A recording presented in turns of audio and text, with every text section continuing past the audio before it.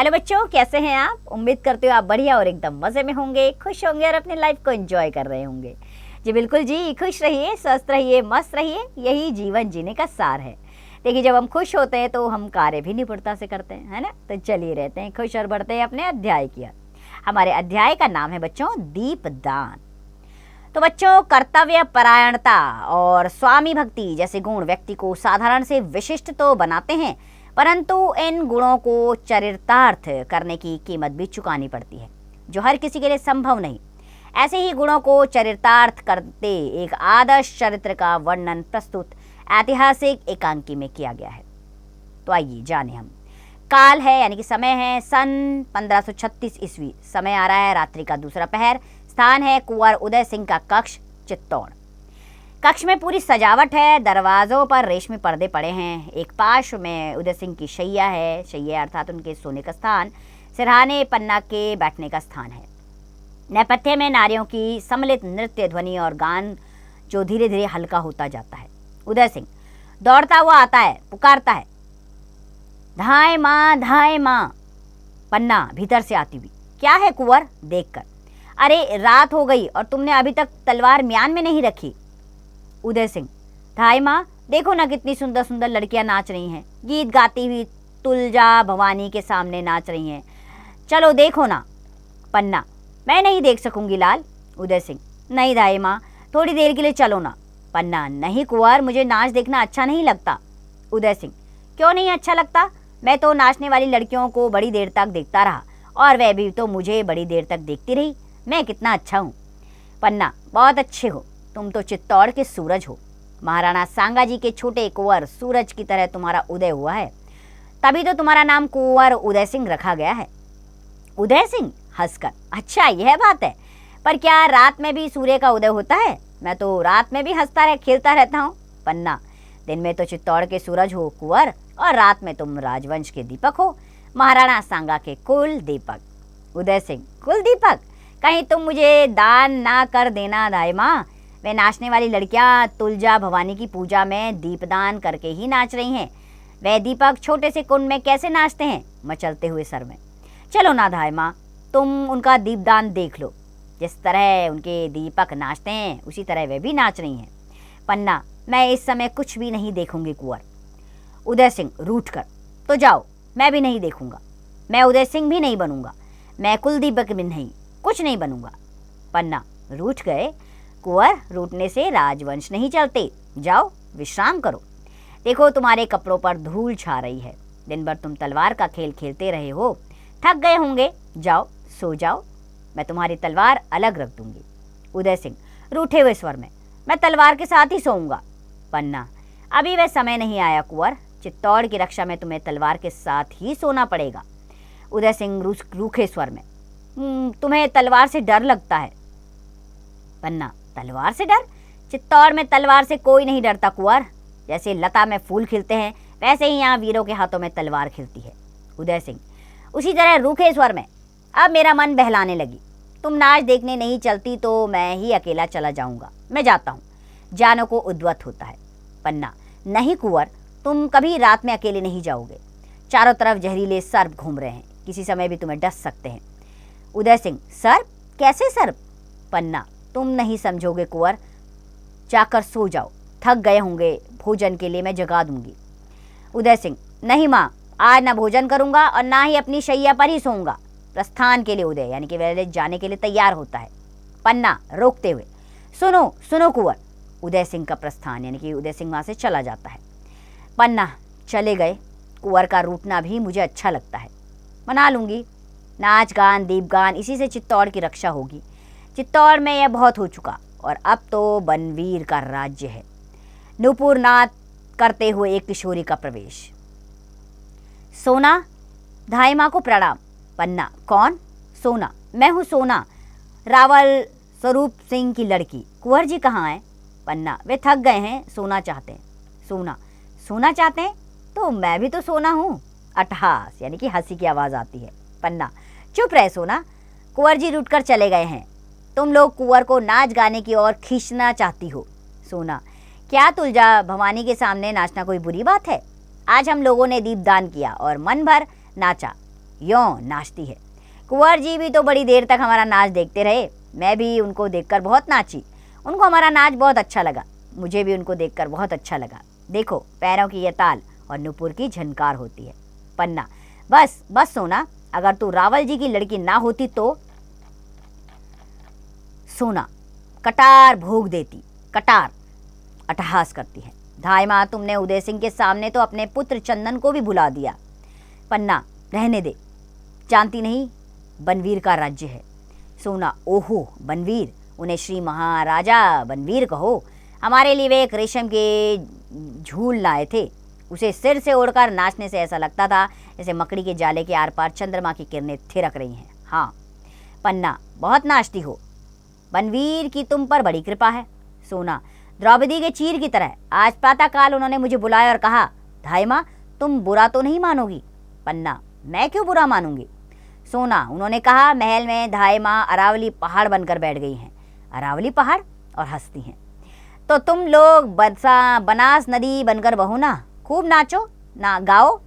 यो आज कोई उत्सव का दिन नहीं था, फिर भी उन्होंने कहा मेरे बनवाए हुए मयूर पक्ष कुंड में दीप दान करो, मालूम हो जैसे मेघ पानी पानी हो गए हों और बिजलियां टुकड़े टुकड़े हो गई हों। पन्ना, बड़ी उमंग में हो आज। सोना, दीपकों के साथ उमंग भी लौ देने लगी है धाय माँ, सारा जीवन ही एक दीपावली का त्योहार बन गया है। पन्ना, तो यही त्योहार मना रही हो तुम। सोना, मैं ही क्या, सारे नगर निवासी ये त्योहार मना रहे हैं। नहीं मना रही हो तो तुम। धाय माँ, तुम पहाड़ बनने से क्या होगा, राजमहल पर बोझ बनकर रह जाओगी, बोझ। और नदी बनो तो तुम्हारा बहता हुआ बोझ पत्थर भी अपने सिर पर धारण करेंगे। आनंद और मंगल तुम्हारे किनारे होंगे, जीवन का प्रवाह होगा, उमंगों की लहरें होंगी, जो उछने में गीत गाएगी, गिरने में नाच नाचेगी। पन्ना, बनवीर के अनुग्रह ने तुम्हें पागल बना दिया है सोना।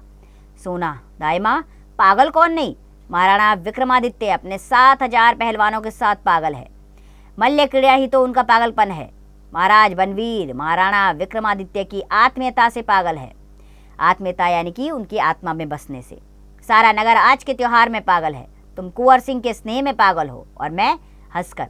मेरी कुछ ना पूछो धाई माँ, मैं तो इन सब के पागलपन में पागल हूँ, तुम चाहे जो कहो। हाँ तो कुंवर उदय सिंह कहाँ है।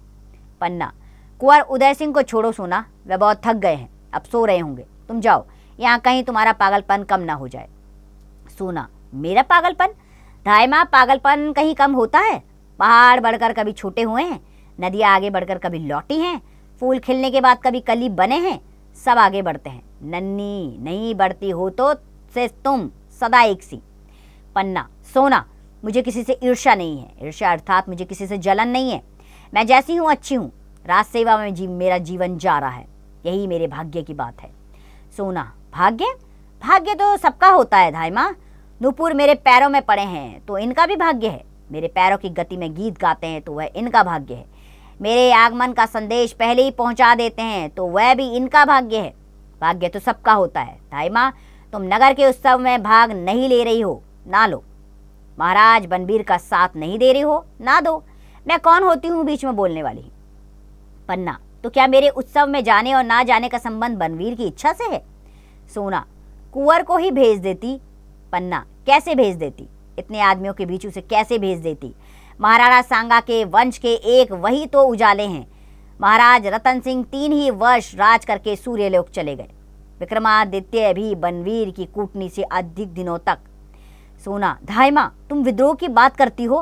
पन्ना, आंधी में आग की लपटें तेज ही होती हैं सोना, तुम भी उसी आंधी में लड़खड़ाकर गिरोगी, तुम्हारे सारे नुपुर बिखर जाएंगे, नुपुर अर्थात तुम्हारे ये जो पैरों में घुंघरू है ये भी बिखर जाएंगे, न जाने किस हवा का झोंका तुम्हारे गीत की इन लहरों को निगल जाएगा।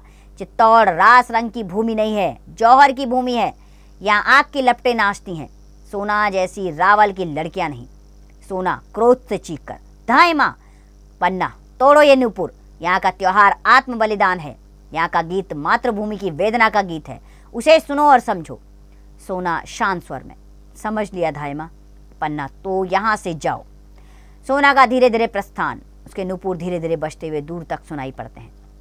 पन्ना, अंधेरी रात, यह रास रंग, नगर के सब लोगों का जमाव, कुंवर उदय सिंह के लिए बुलावा, यह सब क्या है। चंदन का प्रवेश, चंदन दूर से पुकारते हुए, माँ माँ। पन्ना, क्या मेरे लाल। चंदन, कुंवर कहाँ है माँ? पन्ना, रूठ कर सो गए हैं। चंदन, उन्होंने भोजन कर लिया? पन्ना, नहीं, तुम भोजन कर लो, मैं थोड़ी देर बाद उन्हें उठाकर बहलाकर भोजन करा लूँगी। चंदन, मुझे अकेले भोजन करना अच्छा ना लगेगा माँ। पन्ना, भोजन कर लो मेरे चंदन, मेरे लाल, सज्जा ने तुम्हारे लिए अच्छा भोजन बनाया है, तुम्हें अच्छी अच्छी बातें सुनाती हुई भोजन करा देगी। मैं भी अभी आती हूँ, तुम्हारी माला टूट गई थी, उसी को ठीक कर रही हूँ, बस थोड़े दाने और रह गए। चंदन, माँ, कल कुंवर की माला भी ठीक कर देना, वह भी टूट रही है, सोना ने उसे पकड़कर खींच दिया था। पन्ना, अच्छा चंदन, वह भी ठीक कर दूंगी। चंदन का प्रस्थान। एकाएक यानी कि अचानक से घर की कुछ चीज़ों के गिरने की धमक, शीघ्रता से सामली का प्रवेश। सामली चीख कर पुकारती हुई, धाय माँ, धाय माँ। पन्ना, कौन कौन सामली? सामली बिखलते हुए, धाय माँ, धाय माँ, कुंवर कहाँ है? कुंवर जी कहाँ है? पन्ना, क्यों, कुंवर जी को क्या हुआ? सामली, उनका जीवन संकट में है। पन्ना, कहाँ, कैसे, यह तुम क्या कह रही हो? सामली, उनका जीवन बचाओ धाय माँ। पन्ना चीख कर, सामली कहाँ है कुंवर जी? और अंदर की तरफ भागती है। सामली बिलखते हुए, हाय सर्वनाश हो गया, क्या मेवाड़ को ऐसे ही दिन देखने थे? हाय क्या हो रहा है? तुलजा भवानी, तुम चित्तौड़ की देवी हो, कैसे कहूँ कि तुम्हारे त्रिशूल में अब शक्ति नहीं रही, मेवाड़ का भाग्य। पन्ना फिर प्रवेश कर, सो रहा है, मेरा कुंवर सो रहा है, कहीं तो कुछ नहीं हुआ? कुंवर जी रूठ गए थे, वह तलवार लिए हुए भूमि पर सो गए, मेरे कुंवर को कुछ नहीं हुआ। सामली, कुंवर अच्छे हैं, तुलजा भवानी कुशल करे, पर धाय माँ, महाराणा विक्रमादित्य जी की हत्या हो गई। पन्ना चीख कर, महाराणा की हत्या हो गई? किसने की? सामली, बनवीर ने। महाराणा सो रहे थे, उसने अवसर पाकर उनकी छाती में तलवार भोंक दी। पन्ना चीख कर, हाय महाराणा विक्रमादित्य जी, सिसकने लगती है। सामली, बनवीर ने नगर भर में आज नाच गाने का त्योहार मनवाया, जिससे नगर निवासियों का ध्यान नाच रंग में ही रहे। मौका देखकर वह राजमहल गया, अंतःपुर में, और वह आता जाता था, किसी ने रोका नहीं। उसने महाराणा के कमरे में जाकर उनकी हत्या कर दी। सिसकियाँ लेने लगती हैं। पन्ना स्थिर होकर, आज कुछ समय रास रंग की बात सुनकर मेरे मन में शंका हुई थी, इसलिए मैंने कुंवर को वहां जाने से रोक दिया था। संभव था कि कुंवर वहां जाते और बनवीर अपने सहायकों से कोई कांड रच देता। सामली, इसीलिए मैं दौड़ी आई हूँ धाय माँ। लोगों ने बनवीर को कहते सुना है कि वह कुंवर उदय सिंह को भी सिंहासन का अधिकारी समझकर जीवित रहने नहीं देगा, वह निष्कंटक राज करेगा धाय माँ। पन्ना, विलासी और अत्याचारी राजा कभी निष्कंटक राज्य नहीं कर सकता। सामली, लेकिन रक्त से भीगी तलवार लेकर वह सीना ताने हुए अपने महल में गया है। पन्ना, लोगों ने उसे पकड़ा नहीं, सैनिक चुपचाप देखते ही रहे। सामली, सैनिकों को उसने अपनी तरफ मिला लिया है, लोग उससे डरते हैं। महाराणा विक्रमादित्य का राज्य भी तो ऐसा नहीं था कि लोग उनसे प्रेम रखते, उनके पहलवानों की सहायता से राज्य नहीं चल सकता। सभी सामंत महाराणा से असंतुष्ट थे। पन्ना, अब क्या होगा? सामली, थोड़ी देर बाद ही वह कुंवर जी को मारने आएगा। आज की रात बहुत अशुभ है, आज की रात में ही वह अपने को पूरा महाराणा बना लेना चाहता है, किसी तरह से भी हो कुंवर जी की रक्षा होनी चाहिए धाय माँ। पन्ना, कुंवर जी की रक्षा सोचते हुए, कुंवर की रक्षा अवश्य होगी, अवश्य होगी। अब मेवाड़ का उत्तराधिकारी एक यही तो राजपूत रक्त है, दासीपुत्र बनवारी को चित्तौड़ सहन नहीं कर सकेगा। सामली, यह तो आगे की बात है, पर तुम कुंवर जी की रक्षा किस तरह करोगी? पन्ना, मैं अंधेरी रात में ही उसे लेकर कुंभलगढ़ भाग जाऊंगी। सामली, और चंदन कहाँ रहेगा? पन्ना, जहाँ भगवती तुलजा उसे रखेगी। मेरे महाराणा का नमक मेरे रक्त से भी महान है, नमक से रक्त बनता है, रक्त से नमक नहीं। सामली, धन्य हो धाई माँ, पर तुम नहीं भाग सकोगी, तुम महलों से निकल भी नहीं सकोगी। आते समय मैंने देखा था कि बनवीर के सैनिक तुम्हारे महल घेरने आ रहे हैं, एक और से तो तुम्हारा महल घिर ही चुका है। पन्ना, हे भगवान एकलिंग, अब क्या होगा? सामली, जैसे भी हो कुंवर जी की रक्षा तुम्हें करनी ही है। पन्ना, मुझे सैनिकों की सहायता नहीं मिल सकती। सामली, सैनिक तो उसके हैं दाई माँ। पन्ना, और सामंत? सामली, उनमें इतना साहस नहीं। पन्ना, और जोर से, दरवाजे पर कौन है? वीर किरत का प्रवेश। किरत, अन्नदाता किरत बारी हो, धाय माँ के चरण लागो। पन्ना, किरत तुम हो? बाहर तो कोई नहीं है। किरत, अन्नदाता, बाहर सिपाहियों का डेरा लग रहा है, जान नहीं पड़ता अन्नदाता की आधी रात को जे का हो रहा है।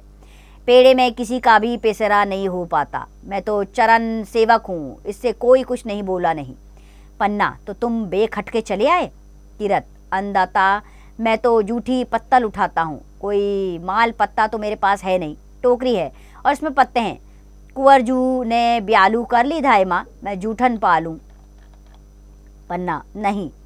किरत, कुंवर जू जुग जुग जिए धाय माँ, जब से कुंवर जी बूंदी से आए हैं तब से इस सगरे महल में उजियार फैल गया है। राणा विक्रमादित्य जब हर भजन करने तो करेंगे तो धाय माँ अपना चोर छत्तर कुंवर जू को ही सौंपेंगे। सच मानो धाय माँ, मैं तो उनके लिए अपनी जान तक हाजिर कर सकता हूँ। ठहर कर, धाय माँ कुछ सोच रही है। पन्ना चौंक कर, हैं? हाँ मैं सोच रही हूँ शामली से। तुम बाहर जाकर देखो सिपाही कहाँ कहाँ खड़े हैं और कितने सिपाही हैं। शामली, बहुत अच्छा धाय माँ, मैं जाती हूँ। और उसका प्रस्थान होता है।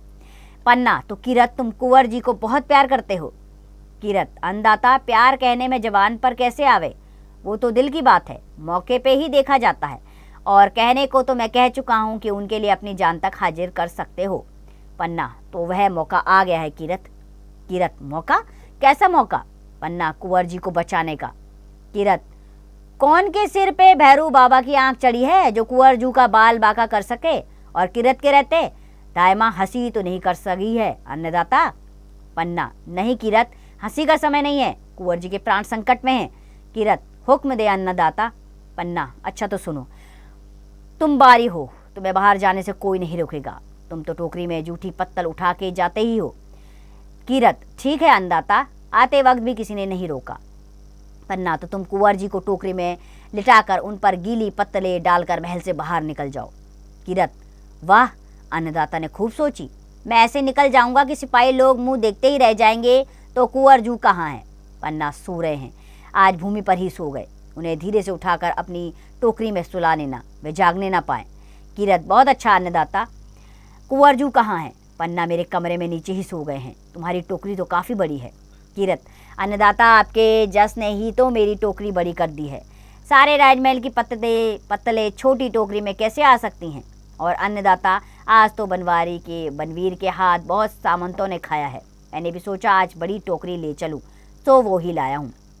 पन्ना, और हाँ, कुंवर जी को लेकर तुम बेरिस नदी के किनारे मिलना, वहाँ जहाँ शमशान है।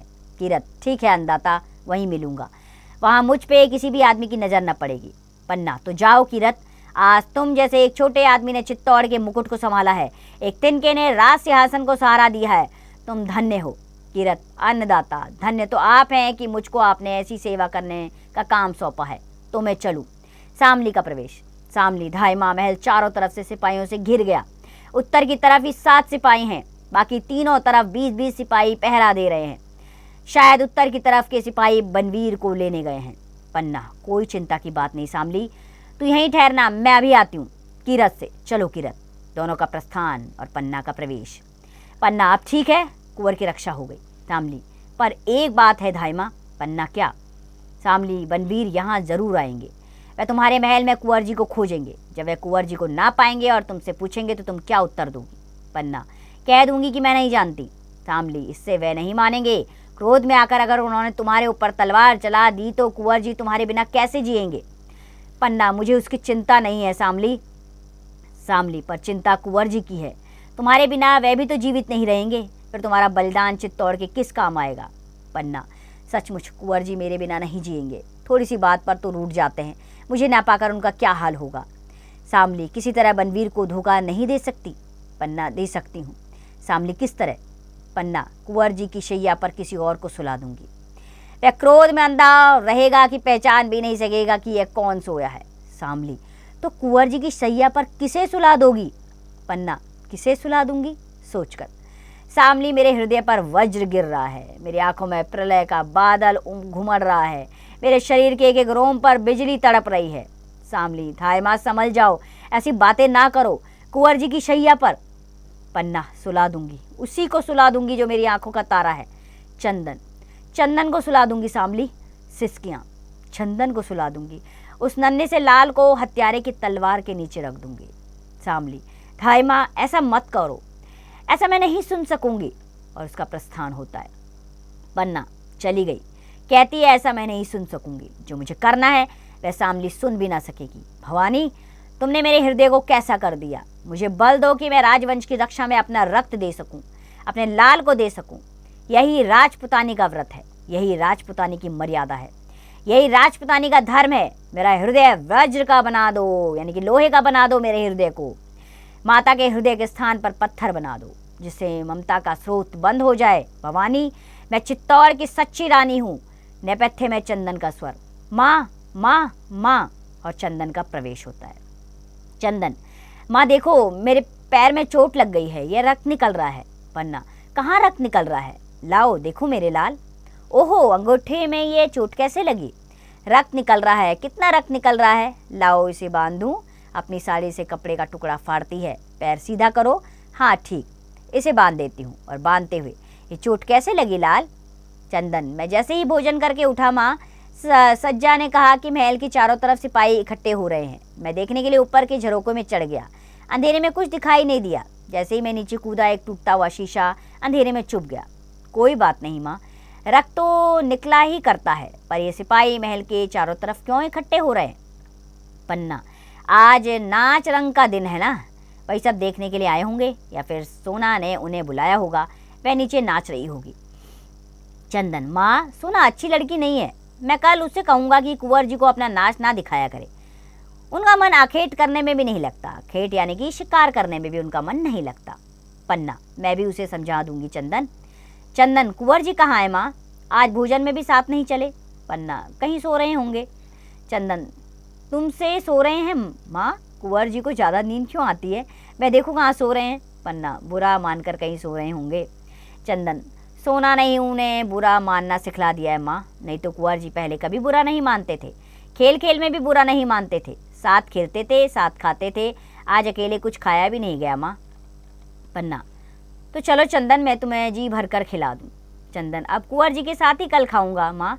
कल हम दोनों साथ बैठेंगे।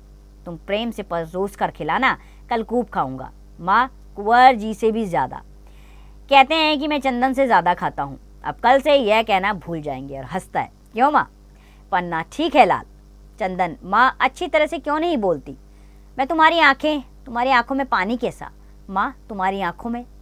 पन्ना, कहाँ चंदन, पानी कहाँ? और तुम्हारे अंगूठे से रक्त की धार बहे, मेरी आंखों से एक बूंद पानी भी ना निकले। चंदन, ओह माँ, तुम तो बातें करने में बड़ी अच्छी हो। जब मैं बड़ा होकर बहुत जागीरें जीतूंगा माँ, तो मैं तुम्हारे लिए एक मंदिर बनवाऊंगा। देवी के स्थान पर तुमको बिठलाऊंगा और तुम्हारी पूजा करूंगा। तुम अपनी पूजा करने दोगी? पन्ना, तुमसे मुझे ऐसी ही आशा है चंदन। अब बहुत बातें ना करो, रात अधिक हो गई है, सो जाओ। कुछ आहट होती है। चंदन, मामा देखो उस दरवाजे से कौन झांक रहा है। पन्ना, किरत बारी होगा, तुम्हारा भोजन उठाने आया होगा, मैं देखती हूँ। उठकर देखती है। चंदन, कोई और हो तो मैं तलवार लाऊं? पन्ना लौटती हुई, कोई नहीं है। महल में किसका डर है लाल, तुम सो जाओ। चंदन, कहाँ सोऊं? सज्जा तो अभी रसोई घर में ही होगी, मेरी शैया ठीक ना की होगी। पन्ना, तो तुम कुंवर जी की शैया पर सो जाओ। शैया ठीक होने पर तुम्हें उस पर लिटा दूंगी। चंदन, तुम बहुत अच्छी हो माँ, आज कुंवर जी की शैया पर लेट कर देखूं। अब तो मैं भी राजकुमार हो गया। एकाएक स्मरण कर, पर मेरी माला, राजकुमार के गले में माला होती है ना, तुमने मेरी टूटी माला गूंथ दी। पन्ना, नहीं गूंथ पाई लाल, सामली आ गई थी। चंदन, कल गूंथ देना, भूलना नहीं माँ। शैया पर लेटता है। आहा माँ, कितनी नरम शैया है, जी होता है सदा इसी पर सोता रहूं। पन्ना चीख कर, चंदन। चंदन, क्या हुआ माँ? पन्ना, कुछ नहीं कुछ नहीं, आज मेरा जी कुछ अच्छा नहीं है। कभी कभी कलेजे में शूल सी उठती है। तुम सो जाओ तो मैं भी सो जाऊंगी। चंदन, मैं किसी वैद्य के यहाँ जाऊँ माँ? पन्ना, नहीं, वैद्य के पास इसकी दवा नहीं है। ये आपसे आप उठती है और आपसे आप शांत हो जाती है। तुम सो जाओ, मैं भी कुंवर जी को खिलाकर जल्दी सो जाऊंगी। चंदन चौंक कर, माँ एक काली छाया मेरे सिर के पास आई और उसने मुझे मारने को तलवार उठाई। माँ वह काली छाया, काली छाया? पन्ना, मैं तुम्हारे पास बैठी हूँ लाल, यहाँ कौन सी काली छाया आएगी? चंदन, कोई छाया नहीं आएगी माँ। पन्ना, जाने क्यों नींद नहीं आ रही है, तो मुझे कोई गीत सुना दो तो सुनते सुनते सो जाऊं। पन्ना, अच्छी बात है मेरे लाल, मैं गीत ही गाऊंगी, अपने लाल को सुला दूं। करुण स्वर में, यानी कि दुख भरे स्वर में गीत गुनगुनाती है। उर्जा रे पखेरुआ सांझ पड़ी, चार पहर बाट डला जो ही मेड़िया खड़ी है खड़ी। उर्जा रे पखेरुआ सांझ पड़ी, डब डब भरिया नैन देरी घड़िया, लग रही झड़ी है झड़ी। उड़ जा रे पखेरुआ सांझ पड़ी।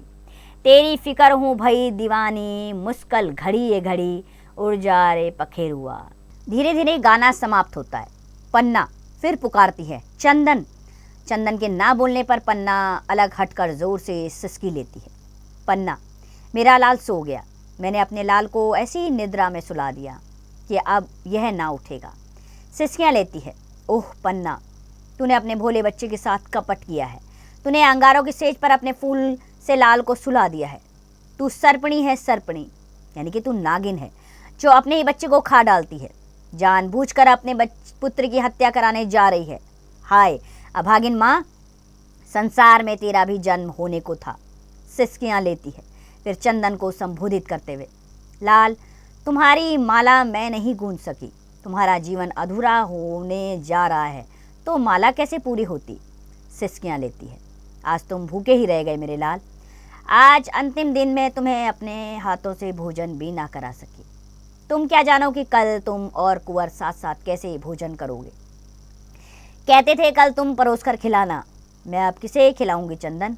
और वो सिसकियाँ लेती हैं, तुम्हारे अंगूठे से रक्त की धारा बही, अब हृदय से रक्त की धारा बहेगी तो मैं कैसे रोक सकूंगी। मेरे लाल, मेरे चंदन, जाओ, यह रक्त धारा अपनी मातृभूमि पर चढ़ा दो, अर्थात अपनी देश सेवा में अर्पित कर दो। आज मैंने भी दीपदान किया है, दीपदान, अपने जीवन का दीप मैंने रक्त की धारा पर तैरा दिया है। ऐसा दीपदान भी किसी ने किया है। एक बार तुम्हारा मुख देख लूं, कैसा सुंदर और भोला मुख है। और सिसकियाँ लेती हैं। एकाएक यानी कि अचानक से भड़बड़ाहट की आवाज़ होती है। हाथ में तलवार लिए बनवीर आता है। बनवीर मद्य पीने से उसके शब्द लड़खड़ाने लगे, यानी कि नशे वाला पदार्थ पीने से उसके पैर लड़खड़ा रहे थे। पन्ना, पन्ना, महाराज बनवीर। बनवीर, सारे राजपुताने में एक ही धाय माँ है, पन्ना, सबसे अच्छी। मैं ऐसी धाय माँ को प्रणाम करने आया हूँ। रुक कर, ए, धाय माँ की आंखों में आंसू। पन्ना, नहीं, आंसू नहीं है। आज मेरे कुंवर बिना भोजन किए ही सो गए। बनवीर, आज के दिन भोजन नहीं किया? अरे आज तो उत्सव का दिन है, आनंद का दिन है। अट्टहास करता है, यानी कि जोर जोर से हंसता है। मेरे महल में 300 सामंतों ने भोजन किया। आज किरत की टोकरी देखती, भोजन उठाते हुए जिंदगी भर के लिए थक गया होगा। और हंसता है, जिंदगी भर के लिए। तो कहाँ है कुंवर उदय सिंह? मैं उन्हें अपने हाथ से भोजन करा दूं। पन्ना, कुंवर सो गए हैं, वे किसी के हाथ से भोजन नहीं करते, मैं ही उन्हें खिला दूंगी। बनवीर, धाय माँ हो ना पन्ना, आज तुमने सोना का नाच नहीं देखा? ओह कितना अच्छा नाचती है। मैंने उससे कह दिया कि वह कुंवर उदय सिंह को और धाय माँ को अपना नाच दिखला दे। पन्ना, वह आई थी, शायद तुम्ही ने उसे भेजा था, पर कुंवर जी का जी अच्छा नहीं था, इसलिए मैंने उन्हें नहीं भेजा। बनवीर, जी अच्छा नहीं था और आज का दीपदान भी तुमने नहीं देखा? पन्ना, मेरे लिए दीपदान देखने की बात नहीं है, करने की बात है। बनवीर, ठीक है, धाय माँ तो मंगल कामनाओं की देवी है, वह दीपदान करके चित्तौड़ का कल्याण करेगी। मैं भी चित्तौड़ का कल्याण करूँगा। एक और बात कहूँ पन्ना, मैं तुम्हें मारवाड़ में एक जागीर देना चाहता हूँ। वहाँ तुम्हारे लिए तुलजा भवानी का मंदिर बनेगा। मंदिर, सारे लोग तुम्हें इतनी श्रद्धा से देखेंगे कि तुलजा भवानी में और तुम में कोई अंतर ना होगा। तुम ही देवी के उस मंदिर में रहोगी, लोग तुम्हारी पूजा करेंगे। पन्ना चीख कर, बनवीर। बनवीर अट्टहास कर, महाराज बनवीर नहीं कहा, मेरे कहने भर से तुम देवी हो गई। महाराज बनवीर को बनवीर कहने लगी। हंसता है, देवी को प्रणाम। देखो अब तुम्हें मोह ममता से दूर रहना होगा। तुम कुंवर उदय सिंह को मुझे दे दो और मैं उसे यह तलवार दूंगा। तलवार खींच लेता है। पन्ना, एह, यह तलवार, इस पर रक्त क्यों लगा है? बनवीर, रक्त तो तलवार की शोभा है पन्ना, वह अंततः सुहाग से भरी है। यह तो उसके सिंदूर की रेखा है। बिना रक्त की तलवार भी कभी तलवार कहला सकती है। पन्ना, यह तलवार म्यान में रख लो महाराज। बनवीर, क्या तुम्हें भय लगता है? चित्तौड़ में तलवार से किसी को भय नहीं लगता। धाय माँ होने पर तुम में इतनी ममता भर गई है कि तलवार नहीं देख सकती। पन्ना, तलवार आसानी से ध्यान के भीतर नहीं जाती। पन्ना, आधी रात हो चुकी है, महाराज बनवीर विश्राम करो। बनवीर, विश्राम मैं करूं? बनवीर, जिसे राजलक्ष्मी को पाने के लिए दूर तक की यात्रा करनी है, मैं अपने साथ कुंवर उदय सिंह को भी ले जाना चाहता हूँ। पन्ना, यह नहीं होगा, यह नहीं होगा महाराज बनवीर। बनवीर, जागीर नहीं चाहती? पन्ना, नहीं। बनवीर, तो उदय सिंह के बदले जो मांगो दिया जाएगा। पन्ना, राजपुतानी व्यापार नहीं करती महाराज, वह या तो रणभूमि पर चढ़ती है या चिता पर। बनवीर, दोनों में से किसी पर भी तुम नहीं चढ़ सकोगी, तुम्हारा महल सैनिकों से घिरा है। पन्ना, सैनिकों को किसने आज्ञा दी? महाराज विक्रमादित्य। बनवीर, बीच में ही, वह अभी संसार में नहीं है। पन्ना, उन्होंने रक्त की नदी पार कर ली है, उसी रक्त की लहर मेरे तलवार पर है। पन्ना, ओह बनवीर, हत्यारा बनवीर। बनवीर, महाराणा बनवीर को हत्यारा बनवीर नहीं कह सकती, हत्यारा बनवीर कहने वाली जीभ काट ली जाएगी। पन्ना, तो लो मेरी जीभ काट लो और यहाँ से चले जाओ महाराणा विक्रमादित्य। बनवीर, बार बार विक्रमादित्य का नाम क्यों लेती हो? प्रेतों और पिशाचों को वह नाम लेने दो, यदि मेरा नाम लेना है तो जय जयकार के साथ नाम लो। पन्ना, धिक्कार है बनवीर, तुम्हारी माँ ने तुम्हें जन्म देते ही क्यों न मार डाला। बनवीर, चुप रह धाय, कहाँ है उदय सिंह? पन्ना, तू उदय सिंह को छू भी नहीं सकता, नीच नारकी, महाराणा विक्रमादित्य की हत्या के बाद तू उदय सिंह को देख भी नहीं सकता। बनवीर, मैं नहीं देखूंगा, मेरी तलवार देखेगी। विक्रम के रक्त से सनी हुई तलवार अब उदय सिंह के रक्त से धोई जाएगी। पन्ना, ओह क्रूर बनवीर, तुम तो उदय सिंह के संरक्षक थे, यानी कि उनकी रक्षा में तैनात थे। रक्षा के बदले क्या तुम उसकी हत्या करोगे? नहीं नहीं, यह नहीं हो सकता, यह नहीं हो सकता। महाराज बनवीर, तुम राज्य करो, चित्तौड़ पर, मेवाड़ पर, सारे राजपुताने पर राज्य करो, पर कुंवर उदय सिंह को छोड़ दो। मैं उसे लेकर सन्यासिनी हो जाऊंगी, तीर्थ में वास करूंगी, तुम्हारा मुकुट तुम्हारे माथे पर रहे, पर मेरा कुंवर भी मेरी गोद में रहे। बनवीर, महाराणा बनवीर, मुझे यह भिक्षा दे दो, यानी कि ये भीख में मुझे दे दो कुंवर सिंह को। बनवीर, दूठर दासी, यह नाटक बहुत देख चुका हूँ। उदय सिंह की हत्या ही तो मेरे राज सिंहासन की सीढ़ी होगी। जब तक वह जीवित है तब तक सिंहासन मेरा नहीं होगा, तू मेरे सामने से दूर हट जा।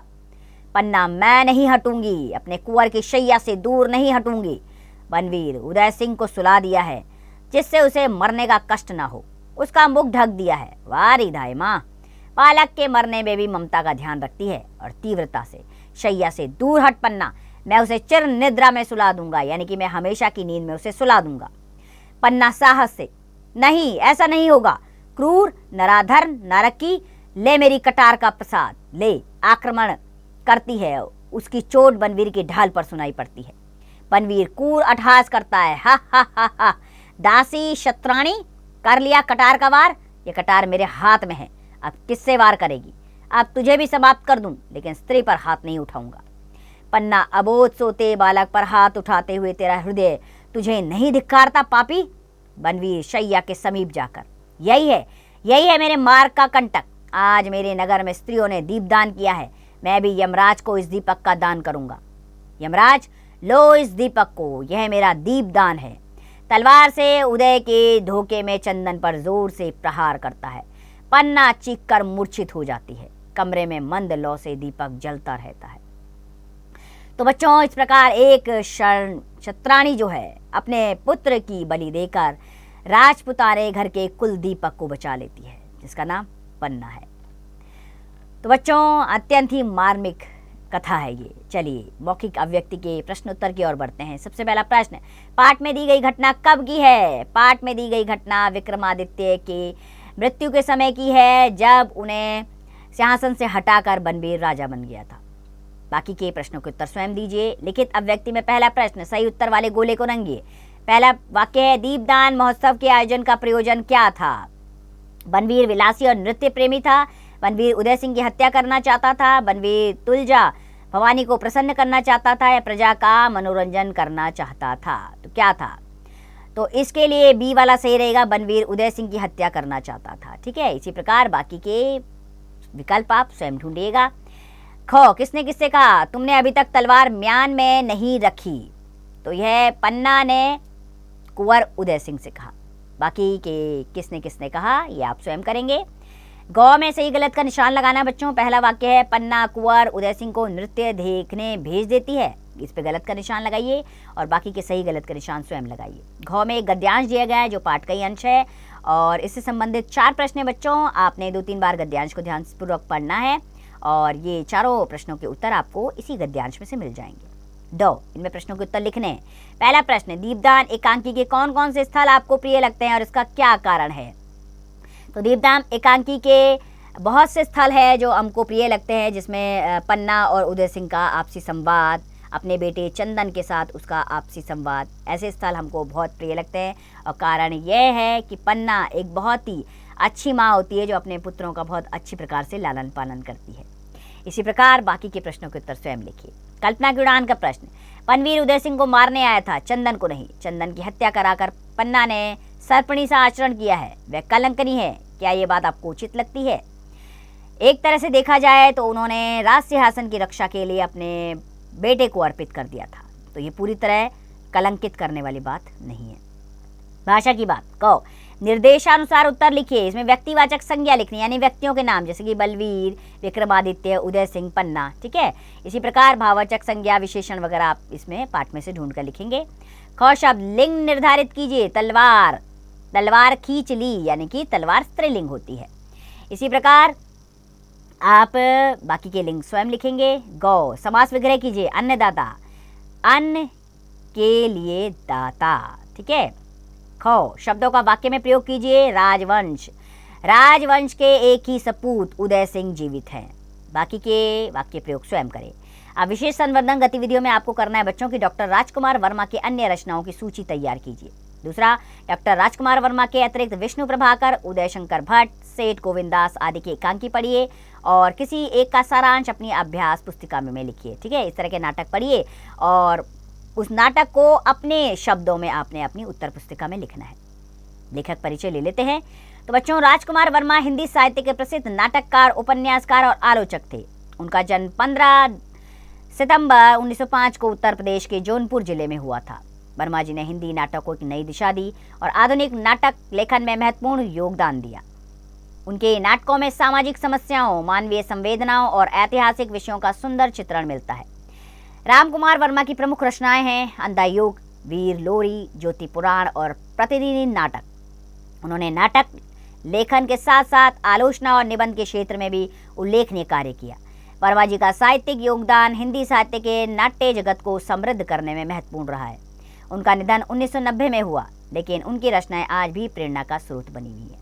तो ये थे राजकुमार वर्मा, जिनके द्वारा रचित अध्याय आपने पढ़ा। इसमें एक एकांकिक था जिसमें पन्ना एक शतरानी दासी थी जो कुंवर सिंह की रक्षा के लिए अपने पुत्र चंदन का बलिदान कर देती है।